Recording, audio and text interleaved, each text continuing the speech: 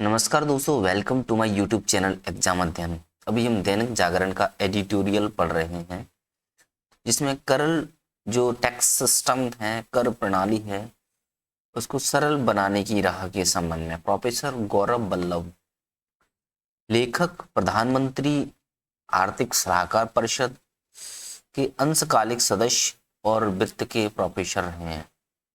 तो आइए देखते हैं इसके संबंध में हम जो जीएसटी यानी वस्तु एवं सेवा कर का सफर परिवर्तनकारी रहा है। 1 जुलाई 17 को ये शुरुआत होता है।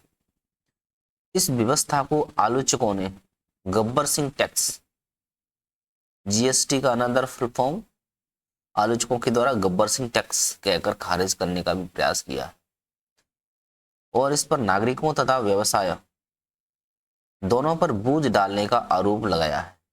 वास्तव में असली गब्बर सिंह टैक्स जीएसटी से पहले की अव्यवस्थित व्यवस्था थी, जिसमें उत्पाद शुल्क था, वैट और सेवा करों के एक खंडित जाल ने अकुशलता और बढ़ी हुई लागतों को जन्म दिया था। जीएसटी लागू होने के पहले ट्रक राज्य की सीमाओं पर खड़े रहते थे। छोटी कंपनियां कई फाइलिंग में ही उलझी रहती थीं और उपभोक्ताओं को इसकी कीमत चुकानी पड़ती थी। तो जीएसटी ने इसकी जगह देश में एकीकृत कर प्रणाली को संभव बनाया, जिससे आवश्यक वस्तुओं पर टैक्स कम हुए और एक अधिक तर्कसंगत ढांचा तैयार हुआ। अब जीएसटी 2.0 के साथ भारत ने एक निर्णायक कदम आगे बढ़ाया है। टैक्स स्लैब को सुव्यवस्थित किया है, दरों में कटौती की है।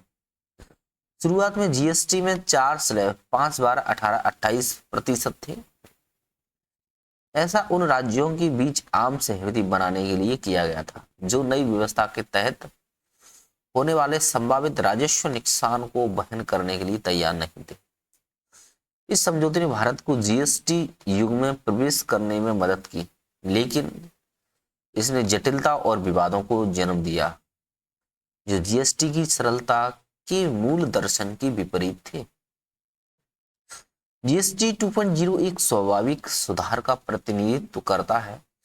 इसमें दो मुख्य स्लैब 5% और 18% और विलासिता और अहितकार वस्तुओं के लिए 40% की दर, अहितकर वस्तु होती है, इसकी व्यवस्था की गई है। यह सुधार भी सही समय पर किया गया। इस वैश्विक अनिश्चितताएं और टैरिफ युद्ध व्यवसायों के लिए बाधाएं पैदा कर रहे हैं। अनुपालन बोझ एवं कार्यशील पूंजी की रुकावटों को कम करने और बड़े पैमाने पर उपभोग और श्रम प्रधान क्षेत्रों में टैक्स दरों को आसान बनाकर जीएसटी 2.0 आपूर्ति पक्ष को ठीक उसी समय सहायता प्रदान करना है जब फर्मों को इसकी आवश्यकता है। अन्य संरचनात्मक सुधारों के साथ जीएसटी 2.0 वैश्विक अर्थ अस्थिरता के बीच भारत को एक प्रतिस्पर्धी और स्थिर उत्पादन आधार के रूप में स्थापित करने के प्रयास का हिस्सा है।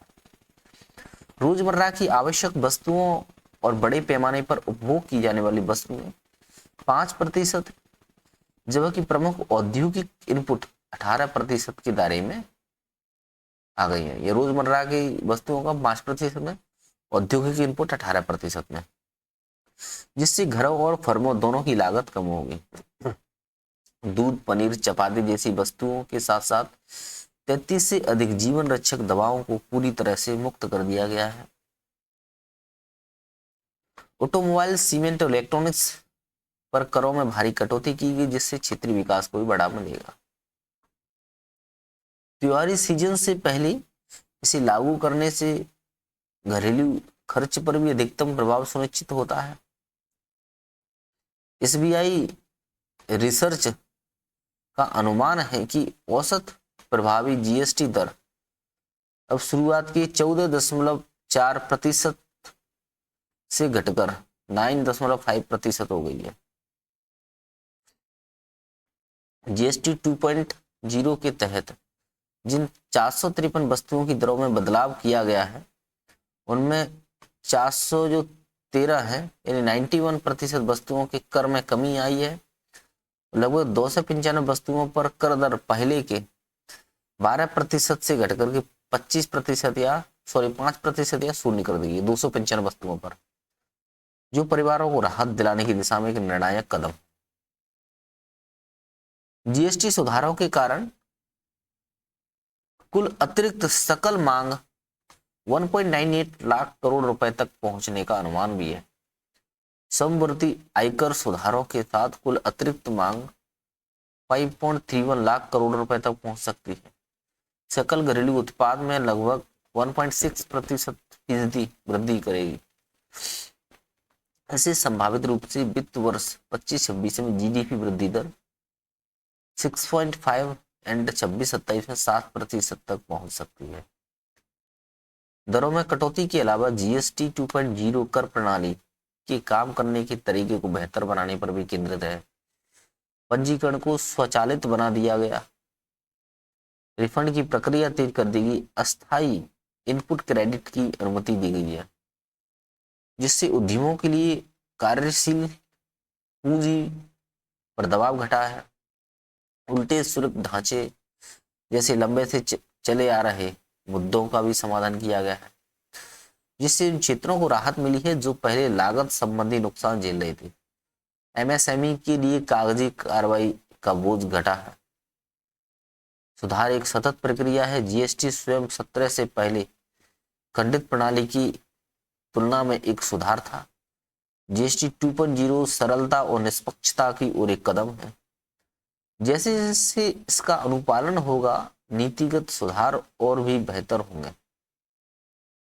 जीएसटी 2.0 भारत में एक सरलीकृत, अधिक निष्पक्ष और विकास उन्मुखी अप्रत्यक्ष कर प्रणाली बनाने की दिशा में ऐतिहासिक कदम। यह है जीएसटी 2.0 भारत में एक सरलीकृत, अधिक निष्पक्ष और विकास उन्मुखी अप्रत्यक्ष कर प्रणाली बनाने की दिशा में एक महत्वपूर्ण ऐतिहासिक कदम है। कर दरों को सोच समझकर, युक्त संगत बनाकर और व्यापक संरचनात्मक और प्रक्रियागत सुधारों के माध्यम से घरेलू क्रय शक्ति बढ़ाकर जीएसटी 2.0 उपभोग, औद्योगिक विकास और समग्र आर्थिकी को मजबूती से बढ़ावा देगा। यह समावेशी और आत्मनिर्भर भारत के लिए एक निर्णायक उत्प्रेरक के रूप में कार्य करेगा। वर्तमान भू राजनीतिक परिवेश में आर्थिक गति को बढ़ावा देने में भी सहायक है। अगला बिजनेस स्टैंडर्ड का ये संपादकीय एथेनॉल की अनिवार्यता। इस वर्ष मोटर वाहनों की ईंधन में 20% एथेनॉल यानी E20 का लक्ष्य निर्धारित समय से 5 साल पहले हासिल करने की घोषणा की गई। इसे आगे बढ़ाकर E27 तक ले जाने का इरादा जाहिर किया गया, जो स्वागत योग्य है। इस वर्ष मोटर वाहनों के ईंधन में 20% एथेनॉल मिलाने का लक्ष्य निर्धारित समय से 5 साल पहले हासिल करने की घोषणा की गई। इसे आगे बढ़ाकर E27 तक ले जाने का इरादा जाहिर किया, जो स्वागत योग्य है। यह कदम ऐसे समय में आया है जब भारत के ताप बिजली घरों के कारण ग्रीन हाउस गैसों का उत्सर्जन तेजी से बढ़ रहा है और शहरों में प्रदूषण की समस्या एक राष्ट्रीय स्वास्थ्य संकट में तब्दील होती जा रही है। E20 ईंधन देश की 2070 तक विशुद्ध शून्य उत्सर्जन लक्ष्य हासिल करने तथा आयातित कच्चे तेल पर देश की निर्भरता कम करने के लिए राष्ट्रीय प्रतिबद्धता के अनुरूप है। सरकारी आंकड़े बताते हैं कि एथेनॉल आपूर्ति वर्ष 14-15 में, जब एथेनॉल मिश्रण केवल 1.5% था, तब से लेकर 24-25 तक सरकारी तेल कंपनियों ने 1,44,087 करोड़ रुपए मूल्य की विदेशी मुद्रा बचाई है। क्या कह रहे हैं? 14-15 में जब स्टार्टिंग किया गया था इसको, तब मिश्रण 1.5% था, लेकिन 24-25 तक सरकारी तेल कंपनियों ने 1,44,087 करोड़ रुपए मूल्य की विदेशी मुद्रा बचाई है। यह करीब 2,45,000 टन कच्चे तेल के बराबर है। इससे अनुमानतः इतने कार्बन डाइऑक्साइड की बचत हुई जो शायद 30 करोड़ वृक्ष लगाने से बचता है। ये तो बहुत शानदार बात है। देखो क्या डाटा दिया है। 2014-15 में जब एथेनॉल मिश्रण 1.5% था, तब से लेकर के 24-25 तक तेल कंपनियों ने 1,44,087 करोड़ रुपये विदेशी मुद्रा बचाई है, जो कि 2,45,000 टन कच्चे तेल के बराबर है। और इससे कार्बन डाइऑक्साइड की इतनी बचत हुई है कि 30 करोड़ वृक्ष लगाने से जो बचता था इतना कार्बन डाइऑक्साइड। तो नीति आयोग के एक अध्ययन के अनुसार जीवन चक्र उत्सर्जन के आधार पर गन्ना और मक्के से बने एथेनॉल से होने वाला ग्रीन हाउस गैस उत्सर्जन पेट्रोल की तुलना में 65 से 50% तक कम है। यानी गन्ने से 65% और मक्के से 50% कम ही उत्सर्जन होता है। तो एथेनॉल उत्पादन किसानों के लिए लाभकारी सिद्ध हो सकता है, क्योंकि यह मक्का, गन्ना और धान की पराली के लिए स्थायी बाजार उपलब्ध कराता है। इस उपलब्धि के साथ भारत अब ब्राजील, अमेरिका और यूरोप जैसे विशिष्ट देशों के समूह में शामिल हो गया है जो पेट्रोल में एथेनॉल का मिश्रण करते हैं। उपभोक्ताओं के नजरिए से देखें तो इस बदलाव का बेहतर प्रबंधन किया जाना चाहिए था। हालांकि E20 चुनिंदा पंपों पर ही उपलब्ध था, लेकिन अब यह देश के करीब 90,000 पंपों पर इकलौता विकल्प है। आश्चर्य नहीं है कि माइलेज और एक्सेलरेशन पर E20 के प्रभाव को लेकर बहुत बड़े पैमाने पर असमंजस के हालत बन गए हैं। यूरोप और अमेरिका में वाहन चालकों को यह विकल्प दिया गया है कि वे अपने वाहनों की उम्र के मुताबिक E10, E15 और E20 ईंधन डलवाएं। 2020 में society of Indian automobiles manufacturing ने कहा कि E20 के साथ E10 का भी विकल्प भी उपलब्ध कराया जाना चाहिए ताकि वाहनों का बेहतरीन प्रदर्शन सुनिश्चित हो सके। उसने कहा कि रबर के हिस्से या गास्केट आदि को बदलना एक बड़ा काम होगा। भारत में अधिकांश कार इंजनों को E10 ईंधन के लिए तैयार किया जाता है। केवल 1 अप्रैल 25 के बाद बने इंजन E20 ईंधन के लिए बने हैं। वाहन निर्माताओं ने पहले ही संकेत दिया था कि वाहनों के प्रदर्शन पर असर पड़ सकता है। अब लगता है कि उन्होंने सरकार के नजरिए को स्वीकार कर लिया है और भी उपभोक्ताओं को आश्वस्त कर रही है कि वाहनों के प्रदर्शन पर पड़ने वाला असर बहुत मामूली है। उद्योग जगत के विचारों में यह भिन्नता शायद ही चिंताओं को दूर कर सके। लंबी अवधि में भले ही हवा की गुणवत्ता या किसानों की आय के रूप में जैव ईंधन की व्यापक लाभ तात्कालिक परिवर्तन की कीमतों पर भारी पड़े, लेकिन इस नीति से अनचाहे परिणाम भी जुड़े हुए हैं। इनमें से एक है खाद्यान्न बनाम ईंधन बहस, क्योंकि किसानों को जैव ईंधन संबंधी फसलें उगाने पर खाद्यान्न फसलों की तुलना में बेहतर आय हासिल हो रही है। जैव ईंधन संबंधी फसलें उगाने पर खाद्यान्न फसलों की तुलना में बेहतर आय हासिल हो रही है। उदाहरण के लिए मक्के की कीमत जैव ईंधनों की मांग बढ़ने के साथ ही 2 सालों में 18,000 रुपये प्रति कुंटल से बढ़कर के 1800 रुपये प्रति कुंटल से 2500 रुपये प्रति कुंटल हो गई है। इससे किसानों की आय तो बढ़ी है, लेकिन पोल्ट्री और पालतू पशुओं के खाद्यान्न पर भी इसका विपरीत असर हुआ है। मक्के के उत्पादन का 70% इसी पशु आहार में आता है। इसके अलावा मोटे अनाज और तिलहन की खेती की जमीन में मक्का उगाया जा रहा है। इसके अलावा अन्य जैविक ईंधन वाली फसलें यानी चावल या गन्ने की खेती मौसम के लिहाज से बहुत संवेदनशील होती है। पंजाब, हरियाणा और महाराष्ट्र में उनका रकबा बढ़ने का देश की जल सुरक्षा पर बुरा असर हो सकता है। देखो क्या है, मक्के के उत्पादन का 70% पशु आहार में जाता है इसके अलावा मोटे अनाज तथा तिलहन की खेती के जमीन में अब मक्का उगाया जा रहा है। इसके अलावा जैव ईंधन वाली फसलें यानी चावल और गेहूं की खेती मौसम के लिहाज से बहुत संवेदनशील होती है। पंजाब, हरियाणा, महाराष्ट्र में उनका रकबा बहुत तेजी से बढ़ा है, जो कि जल सुरक्षा पर बुरा असर हो सकता है। इन प्रतिस्पर्धी मांगों का प्रबंधन करना होगा। सरकार को सुनिश्चित करना होगा कि खाद्य और जल सुरक्षा की कीमत पर ईंधन सुरक्षा न हो।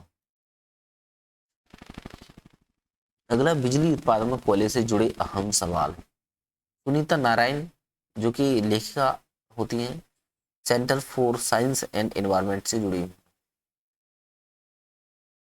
जलवायु परिवर्तन और दुनिया के विकासशील देशों की ऊर्जा की जरूरतों को पूरा करने की चुनौती के बीच एक बड़ा अहम सवाल होता है कि हम कोयले और उससे बनने वाली बिजली का क्या करें।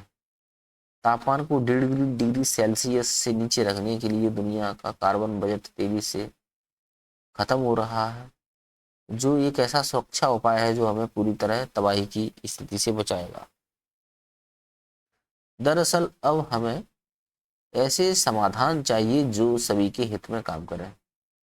यहीं पर कोयला का सवाल पेचीदा हो जाता है। यह कहना आसान है कि कोयले को जमीन में ही रहने दिया जाए या बिजली बनाने के लिए कोयले का इस्तेमाल ना करें।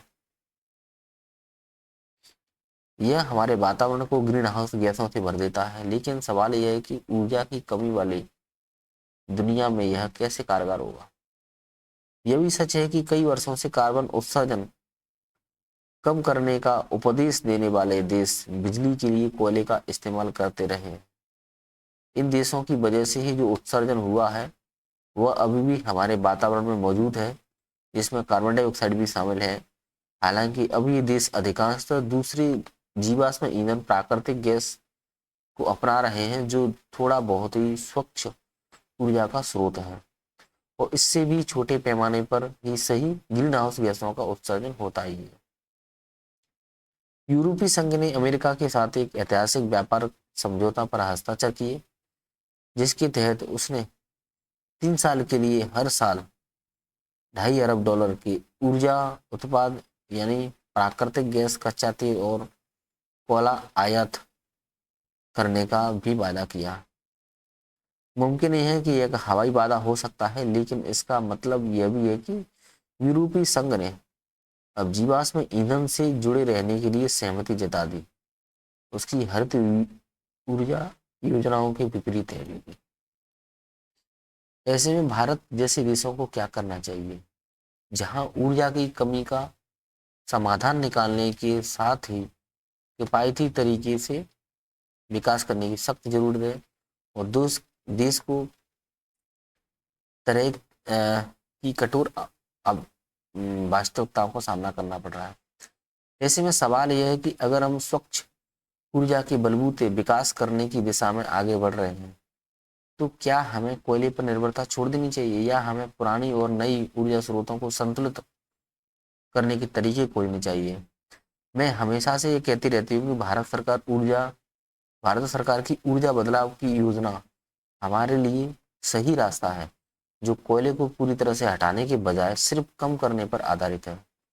तथ्य यह है कि वर्ष 2030 तक हमारी ऊर्जा की मांग दुगनी हो जाएगी और यह बढ़ोतरी स्वच्छ ऊर्जा के स्रोतों, खासकर पवन ऊर्जा और सौर ऊर्जा से पूरी होगी।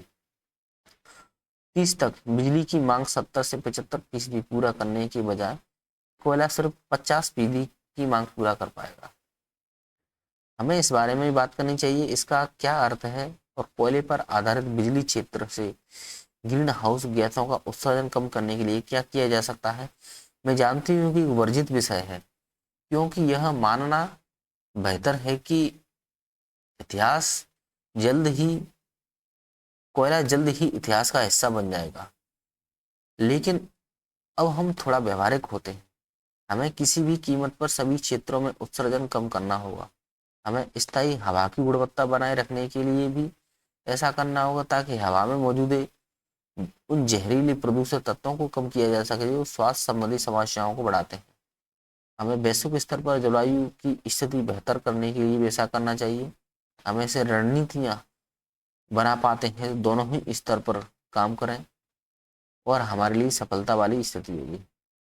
मेरे सहयोगियों ने भारत में कोयला आधारित ताप विद्युत क्षेत्र को कार्बन मुक्त करने के लिए रोड मैप तीस वाली रिपोर्ट में यह बात कही कि और हमारे विश्लेषण से पता लगता है कि अगर देश ताप विद्युत संयंत्र को कार्बन मुक्त करने की रणनीति अपनाता है तब इसके कारण उत्सर्जन दो अन्य क्षेत्रों लोहा इस्पात एवं सीमेंट से भी कम हो सकता है।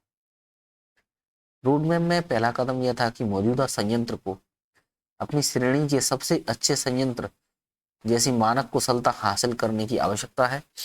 उदाहरण के तौर पर हम तकनीक पर आधारित विद्युत संयंत्र जो मौजूदा कुल संयंत्र का लगभग 85% है उन्हें कम से कम अपनी श्रेणी में शीर्ष स्तर पर बेहतर प्रदर्शन करने वाले संयंत्रों जैसे टाटा पावर की 40 साल पुरानी ट्रॉम्बे इकाई और तेलंगाना राज्य विद्युत उत्पादन निगम लिमिटेड द्वारा संचालित कोतागुडम ताप विद्युत स्टेशन यानी जीएसडब्ल्यू का तोरनगल्लू संयंत्र की उत्सर्जन मानक तक पहुंचना चाहिए। इससे कुल उत्सर्जन में काफी सुधार होगा। दूसरा कदम है कि कच्चे माल के तौर पर कोयले की जगह दूसरे विकल्प का इस्तेमाल करना होगा। कई बिजली संयंत्र पहले से ही जैविक उत्पादों के अवशेष बायोमास का इस्तेमाल कोयले के साथ मिलाकर कर रहे हैं। हमारा सुझाव है कि 20% बायोमास का इस्तेमाल करना अनिवार्य है जिससे बड़े पैमाने पर कार्बन डाइऑक्साइड उत्सर्जन में कमी आएगी। लेकिन इन सब के लिए उत्सर्जन लक्ष्यों और स्पष्ट निर्देशों के साथ बेहतर योजना की दरकार है। उदाहरण के तौर पर अभी सरकार की योजना उन्नत ताप विद्युत संयंत्र बनाने की है। निस्संदेह पुरानी परंपरागत तकनीक से अधिक कुशल और स्वच्छ होगी। हालांकि सही नीतिगत प्रोत्साहन के बिना इसमें 40% नई पीढ़ी की इकाइयां 50% प्लांट लोड फैक्टर से कम पर काम करती हैं। इसका मतलब है कि उनका उत्सर्जन पुरानी तकनीक वाले संयंत्र से ज्यादा है। इसकी असल वजह है कि मौजूदा मेरिट ऑर्डर डिस्पैच सिस्टम यानी बिजली कंपनियों को सबसे सस्ती बिजली पहले बेचने के नियम तय करने वाली प्रणाली उत्पादन की लागत पर आधारित है। पुराने बिजली संयंत्र से बिजली बनाना सस्ता है क्योंकि उनकी पूंजीगत लागत कम हो चुकी है, या ऐसी इकाइयों से भी बिजली बनाना सस्ता होता है जिनमें तकनीकी या रखरखाव में कम निवेश हुआ है। यही सबसे बड़ी खामी है और जो अब भी कोयले को बादशाहत की स्थिति में बनाए हुए हैं इसे वास्तव में खत्म करने की जरूरत है।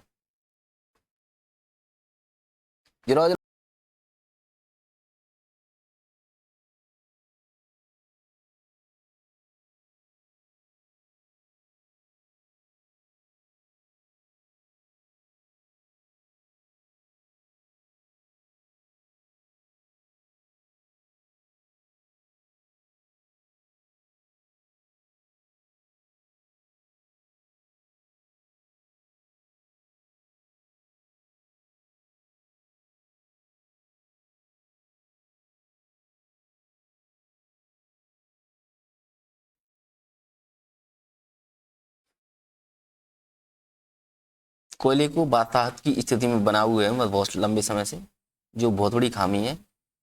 इसे वास्तव में खत्म करने की जरूरत है और ऐसा करना संभव हो सकता है। ये जो संपादकीय था कोयले पर जो आधारित था उसको कम करना और नवीनीकरण ऊर्जा से जुड़ा हुआ सवाल। अगला जो एडिटोरियल है राष्ट्रीय सहारा का है, कांटों भरी राह। इस संपादकीय को देखते हैं। नेपाल की पहली महिला मुख्य न्यायाधीश रही हैं सुशीला कार्की। इनको अभी हाल ही में हुए जेडजी के आंदोलन के परिणाम स्वरूप अंतरिम महिला प्रधानमंत्री की शपथ दिलाई गई है और उन्होंने जो केपी शर्मा ओली थी उनकी जगह ले ली है, जिन्हें भ्रष्टाचार के आरोपों और सोशल मीडिया पर प्रतिबंधित करने के खिलाफ जो युवाओं को भारी आक्रोश का चलते इस्तीफा देना पड़ा था। उन्होंने लोगों पर गोलियां वगैरह चला दी थी जिसके कारण वो देश छोड़ के भाग गए। और कार्की की ईमानदार छवि के चलते जो जेनजी है जनरेशन जेड यानी 1997 से 2012 के बीच जो लोग जन्मे हैं उनको जेनजी कहा गया है। तो इनकी प्रदर्शनकारियों समेत राष्ट्रपति और कानून विशेषज्ञों की सहमति से चुना गया है। कार्की ने कहा कि युवाओं का उन पर विश्वास है जो चाहते हैं कि चुनाव कराए जाएं और देश को अराजकता से निकाला जाए। ताजा साक्षात्कार में उन्होंने आंदोलन के दौरान मारे गए छात्रों की दुखी परिवारों के लिए कुछ करने की बात की और 50 से ज्यादा लड़कियों इस उपद्रव के दौरान मारे जाने की खबर है। भ्रष्टाचार हटाने के सवाल पर कार्की ने स्पष्ट किया है कि यह मांग तभी पूरी हो सकती है जब सरकार बनेगी। नेपाल में जन्मी कार्की ने बनारस हिंदू विश्वविद्यालय से स्नातकोत्तर करके त्रिभुवन विश्वविद्यालय से कानून की डिग्री ली थी और वकालत और अध्यापन के बाद वे न्यायाधीश बनी थी। 2016 में नेपाल की पहली महिला मुख्य न्यायाधीश के रूप में उन्होंने पद संभाला था।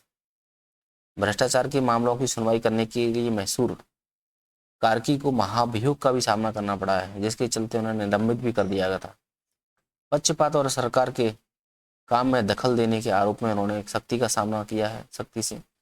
इस दरमियान जनता ने न्यायपालिका की आज़ादी के लिए आवाज बुलंद की तो सुप्रीम कोर्ट ने संसद के आगे कार्रवाई पर रोक लगा दी थी। संसद के प्रस्ताव वापस लेने से जनता के बीच कार्की की छवि सत्ता के दबाव में न आने से एक दबंग शख्सियत जैसी बन गई है। भारत को लेकर उनके भीतर विशेष लगाव है। गंगा, वाराणसी और बीएचयू की यादों को समेटे हुए अच्छी हिंदी बोलती हैं। उनकी ढेरों रिश्तेदार और परिचित भारत में रहते हैं। वह छोटे मोटे मतभेदों के बावजूद भारत नेपाल के रिश्तों को लेकर आशान्वित है। निसंदेह उनके समक्ष भ्रष्टाचार से जूझने की चुनौती है। जैन जी के आक्रोश से जूझना और देश की सरकार से जैन जी की उम्मीदों पर खरा उतरने के प्रयासों में भी उन्हें तेजी से लानी होगी। युवाओं में जिन नेपोकिट्स की वैभवशाली जीवन शैली के प्रति जो जबरदस्त गुस्सा है, उसे भी शांत करते नजर आना होगा। बेशक यह सब आसान नहीं है, लेकिन कार्की के लिए खांटी राजनीतिक दलों और नेताओं के सामने राह में ढेरों रोड़े हैं और कांटे भी कम नहीं हैं।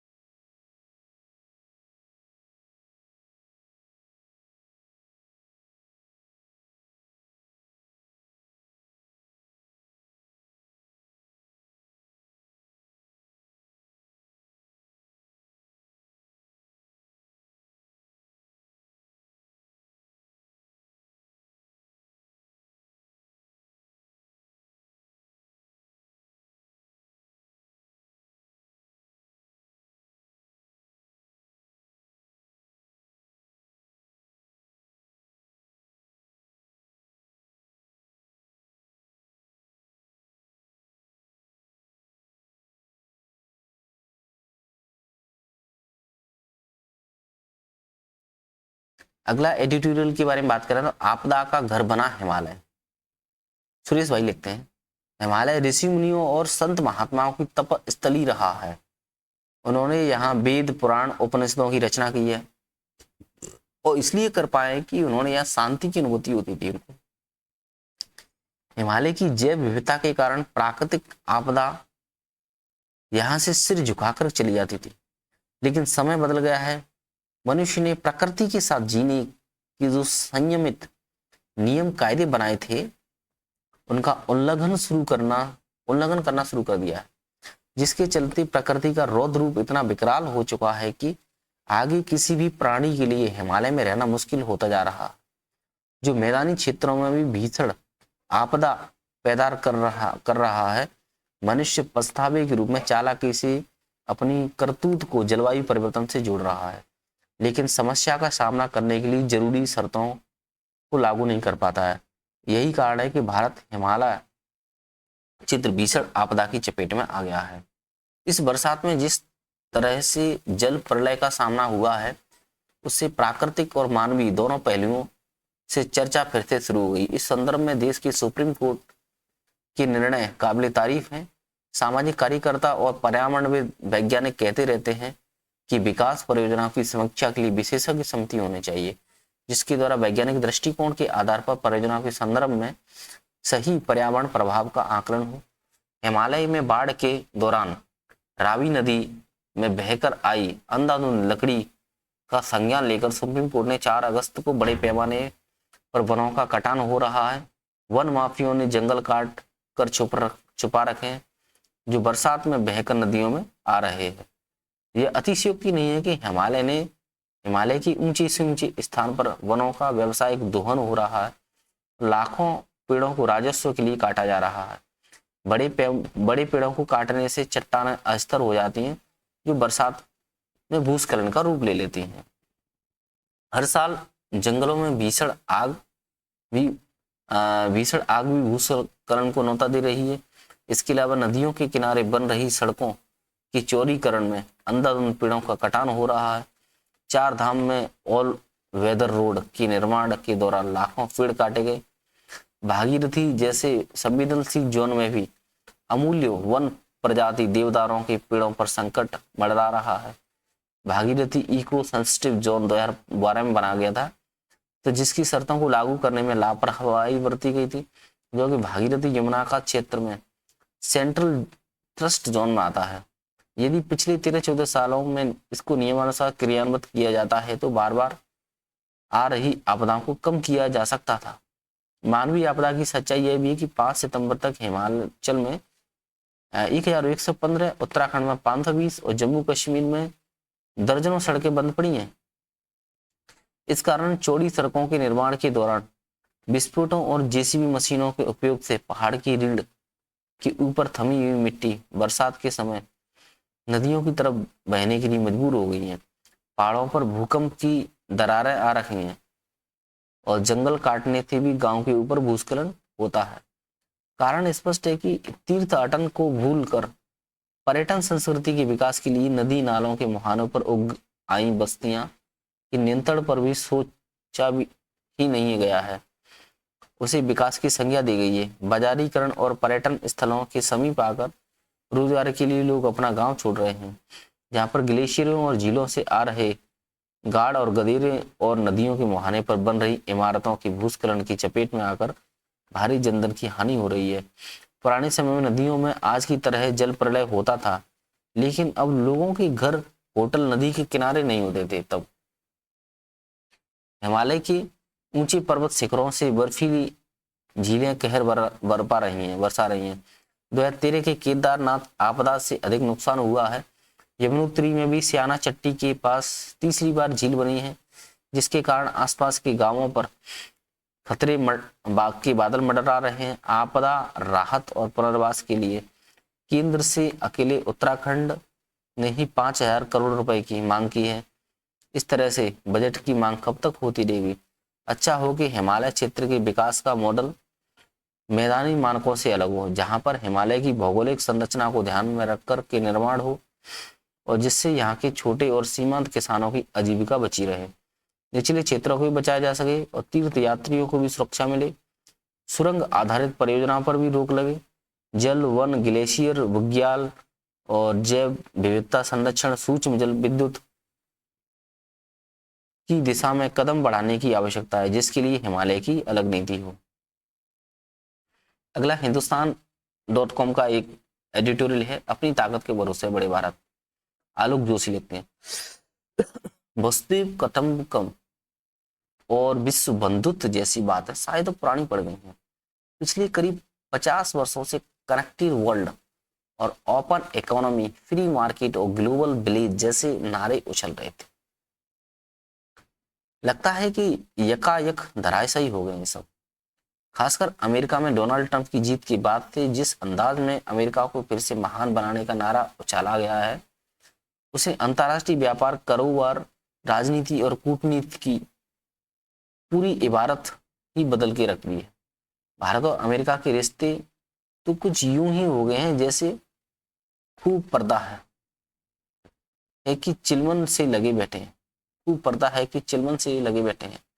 व्यापार समझौता पर लंबी बातचीत के बाद बात तो टूट गई है और राष्ट्रपति ट्रंप ने भारत पर न सिर्फ 50% की सीमा शुल्क लगाने का ऐलान कर दिया, बल्कि उनकी तरफ से तरह तरह के आरोप, कटाक्ष और धमकियों का सिलसिला भी रुक रुक कर जारी रहा है। यहाँ तक कि अमेरिकी राष्ट्रपति ने यूरोपीय संघ को भी कहा कि रूस से तेल खरीदने का बदला लेने के लिए वह भारत पर 100% तक शुल्क लगा लेगा। हालांकि इस बात की संभावना बहुत कम है क्योंकि यूरोप ऐसे टैरिफ नहीं लगाता नहीं है, मगर यूरोपीय संघ रूस पर दबाव बनाने या उसे आर्थिक रूप से पंगु बनाने के लिए अमेरिका के साथ खड़ा हो सकता है और इसके लिए वह आर्थिक प्रतिबंध लगाने का फैसला कर सकता है, न सिर्फ रूस पर बल्कि उन देशों पर भी जो रूस से व्यापार कर रहे हैं। इरादा यही है कि रूस को पैसा मिलना बंद हो जाए। इसके लिए वो अन्य देशों से बैंकिंग लेन देन पर रोक लगा सकता है, उनकी संपत्ति को फ्रीज कर सकता है। यह भी कर सकता है कि रूस से तेल लेकर जाने वाले टैंकरों को भी यूरोपीय कंपनी री इंश्योरेंस न दें।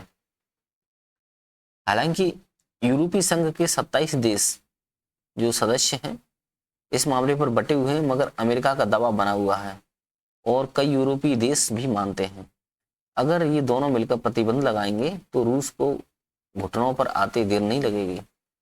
रूस और यूक्रेन का युद्ध शुरू हुए 3.5 साल तक बीत चुके हैं। ऐसे में इसे रोकना सभी को जरूरी लग रहा है और यही वजह है कि यूरोपीय संघ इस मसले पर कड़े फैसलों की तैयारी कर रहा है। हमारे लिए चिंता की बात इसलिए कि क्योंकि भारत रूस के कच्चे तेल के सबसे बड़े और अहम खरीदारों में से है। अगर यूरोपीय संघ की तरफ से किसी भी तरह के प्रतिबंध लगे तो इसके लिए 2 नुकसान हो सकते हैं। एक, अंतर्राष्ट्रीय मंच पर देश की साख में कमी और दूसरा, भारतीय कारोबारियों के लिए यूरोप में कई तरह की नई परेशानियां। मगर दूसरी तरफ यूरोपीय संघ की नज़र भी भारत की विशाल बाजार पर है और साथ ही वो बदलती दुनिया में भारत की बढ़ती हैसियत को भी नज़रअंदाज नहीं कर सकता है। इसलिए वो बात को इस हद तक नहीं खींचना चाहता है कि भारत के साथ व्यापार मुश्किल में पड़ जाए। यूरोपीय संघ और भारत के बीच व्यापार समझौतों पर बातचीत काफी आगे बढ़ चुकी है। दोनों में से कोई भी नहीं चाहेगा कि वह खटाई में पड़ जाए।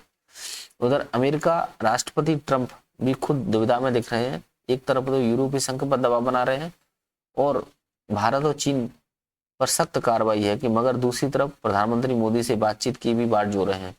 काफी खींचतान के बाद दोनों देशों के बीच व्यापार वार्ता फिर से शुरू हो चुकी है। हो सकता है जल्द ही अमेरिका भारत के बीच व्यापार समझौतों की खबर भी आने लगे। इस चिंता के बीच अंतर्राष्ट्रीय क्रेडिट रेटिंग एजेंसी फिच ने भारत को खुशखबरी सुना दी। उन्होंने कहा कि भारत में मजबूत घरेलू मांग को देखते हुए उसे चालू वित्त वर्ष 25-26 में भारत की जीडीपी विकास दर 6.9% होने की उम्मीद है। इससे पहले उसे यह दर 65% रहने की संभावना दिख रही थी।